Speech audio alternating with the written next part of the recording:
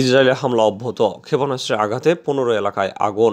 Israeli হামলায় লেবাননের প্রতিরোধ যোদ্ধা দল হিজবুল্লাহর সিনিয়র ফিল্ড কমান্ডার নিহত হওয়ার জবাবে দেশটিতে দ্বিতীয় দিনের মতো হামলা অব্যাহত রয়েছে। লেবানন থেকে উত্তর ইসরায়েলে 150টি রকেট ছড়ার পর অধিকৃত গোলান মালভূমি ও আপার গ্যালিলের 15টি এলাকায় আগুন ছড়িয়ে পড়েছে।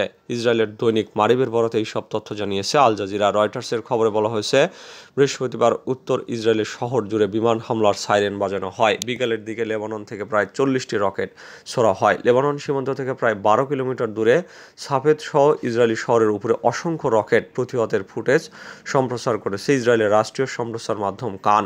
ইসরায়েলের জাতীয় অ্যাম্বুলেন্স পরিষেবা বলছে, ক্ষেপণাস্ত্রের শার্পনেলের আঘাতে 2 জন আহত হয়েছেন। এছাড়া খোলা জায়গায় রকেট আঘাত হানলে বেশ কয়েকটি এলাকায় দাবানল ছড়িয়ে পড়ে। আমেরিকার বিরুদ্ধে পাল্টা পদক্ষেপ হিসেবে মস্কো এক্সচেঞ্জের ডলার এবং ইউরোর লেনদেন বন্ধ করল রাশিয়া। যুক্তরাষ্ট্র নতুন করে রাশিয়ার উপর বেশ কিছু নিষেধাজ্ঞা আরোপ করেছে। এই ঘটনার একদিন পর ডলার এবং ইউরোর লেনদেন বন্ধ করে দিয়েছে রাশিয়ার প্রধান শেয়ার এবং মুদ্রা বাজার মস্কো এক্সচেঞ্জ। বার্তা সংস্থা এপি জানিয়েছে, বুধবার ওয়াশিংটনের পক্ষ থেকে ঘোষণা করা হয় মস্কো এক্সচেঞ্জের উপর নিষেধাজ্ঞা আরোপ করা হয়েছে। এটি শুধু রাশিয়ার প্রধান শেয়ার এবং মুদ্রা বাজারই নয়, বরং একই সঙ্গে মস্কো এক্সচেঞ্জ বৈদেশিক মুদ্রা লেনদেনের নিকাশ ঘর হিসেবেও কাজ করে। সে কারণে মার্কিন নিষেধাজ্ঞাকে এটি একটি বড় আর্থিক শাস্তি হিসেবে দেখা হচ্ছে। রাশিয়ার কেন্দ্রীয় ব্যাংক বুধবার সন্ধ্যায় দেওয়া এক বিবৃতিতে বলেছে, মস্কো এক্সচেঞ্জ গ্রুপের বিপক্ষে নেওয়া যুক্তরাষ্ট্রের নিয়ন্ত্রণমূলক পদক্ষেপের কারণে মার্কিন ডলার এবং ইউরোভিত্তিক সম্পদের লেনদেন এবং নিষ্পত্তি স্থগিত থাকবে। রাশিয়ার বৈদেশিক মুদ্রা কেনা এবং এর লেনদেন করার সক্ষমতাকে লক্ষ্য করে কোনো পদক্ষেপ নেওয়া হলে সাধারণত দেশটির সরকার এবং পুরো রুশ সমাজে শক্ত প্রতিক্রিয়া হয়। রাশিয়ার অর্থনীতি কেমন করছে তার একটি প্রধান সূচক হলো মুদ্রার বিনিময় হার।